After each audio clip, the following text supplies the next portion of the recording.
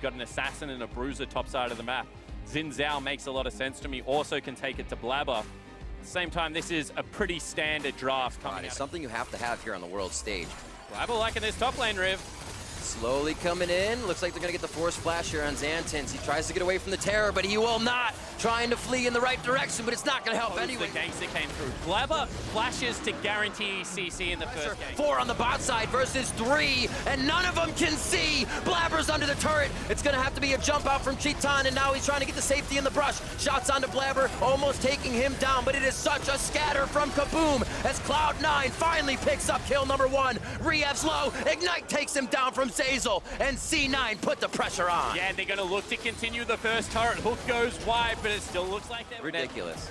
Same time, they're cheating Jinkedo over here as well. This could still be a fight, Riv. They're going to try to say anything you can do, I can do better. And it has not worked for the ganks. Nice denial of vision there. Jensen's just on the other side. He doesn't even have to use the entrance. There's going to be the hit. Passive shot. Does take down Cheetan. And now they're going to be onto Rangers. He's just a little too far forward. It seems like HP and make sure that they win out on this pushing battle, because as I said, the real victory here would be if they also can turn it into a Rift Herald, because that would nearly guarantee the mid lane turret. That doesn't. We think that we outscale. We think that we have a good late game. So you know what? We're happy with the trade as long as we're going to maintain our gold lead, which they currently are. As long as we can continue to stack up dragons, you know, potentially a Rift Herald, you can try and take mid lane turret. You're going to equalize the gold. I think that was a force coming out of Cloud9 that they didn't necessarily have, and it might also cost them a second turret. Letting him know he's there. Licorice throws a Q in at Kabum on the second tier mid. But certainly not the same as a pure tank. That's a face check. Let's see if he can make it out of this one. That's going to be the tomb down, and so is Licorice. So far, and once again, this is just respect. The push and pull of the map. No control. They actually go for the fight. Rinse and repeat onto Licorice. Tomb is in. They're going to get nearsighted though, so they may not be able to finish it. There's the Zanya's effect that Jat was talking about as well. He's able to live for so long, get the back line to the front line now, and they're going to be able to take out Ranger on the turnaround kill. But the rest of the team is collapsing. This is still a fight that Kabum look like they want to take. A great pinch now from the river. It's going to be Licorice on the other side as well. They have him in between. Cheetan goes for a big hit onto Licorice. It's going to explode. Will he live? And Licorice stays alive. Just a sliver of health. Now it's Sneaky coming in with Killer Instinct to draw the attention. Blabber goes into Zanya's as Sneaky tries to deny vision in the brush, and Blabber goes down. Kabum is chasing Cloud9 back to their base, and Jinkedo is looking for Sneaky in the brush. He finds the kill, and Kabum come up huge. And this is exactly what you didn't want if you're going in favor of Kabum here. And Jensen and Licorice now approach Baron. Ranger just on the other side for the smite secure, so it's not exactly the 50-50.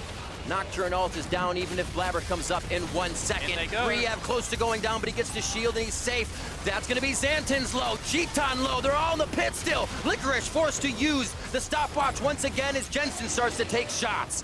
And they will lose Cheetan after the game was just tied at 5-5 for that Baron. And that looked like it was the play, but Cheetan went over the wall. Maybe actually one of them could be in the top lane here. Quick hit. It looks like Jinkedo's going to live on this one. Jensen very low, but he stays alive. Blabber now looking good, and Kabum is just going through the lineup. One fight after the other as C9 with rocket jump. And Cheetan is really starting to pull out all this stuff. They know he doesn't have jump, so Blabber wants to go in immediately. They say Sneaky and him can take him down. Blabber still has that stopwatch, but he's going to be suppressed and taken down. Fear Beyond Death. He's coming up from Guardian Angel, rather. And now it's Xantin's going to be taken down. Good hits onto Ranger, but he quickly Arctic assaults the safety. A chase from Jensen, and Jinkedo is in their face. They got him. Blabber goes down eventually. Riev, as this fight is scattered, just finding members that cannot get out of the fight. 9 after taking down 3 members of Kabum in an incredibly mid-scattered fight. And they even wait for the jungler to come back. But you gotta really respect the poise of Cloud9 of just pinging back and pinging out turrets. The one they won, at least right now, Cheetan and Jinkedo. They were kind of the two we were looking at with a broad kind of circular, I don't even have a word for this. They had a good idea of how to get around that. Finish up a last whisper, and there is still room for them to just like that. That'll happen. They're making an interesting move here, but this extended Boy, fight, this is what's been playing in favor of Kabum. Is this a little too far forward for Ranger, though? He's low, flashes, he's still in the pit, nearsighted, and that's Blabber going in. He wants to kill, but they're not able to get it right away as Ranger still gets the Arctic Assault over the wall. Great job. Lineup. And Cloud9 just rubbing their hands together.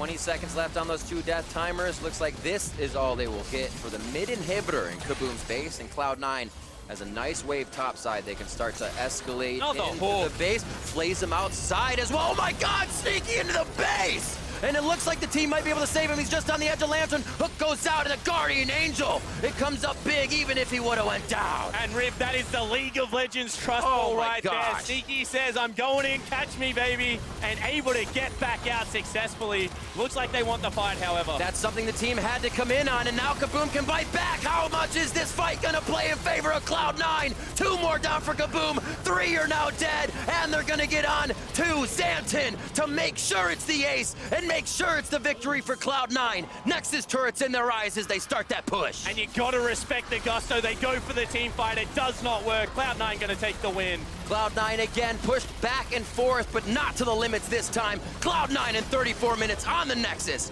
and they take down Kabum. And you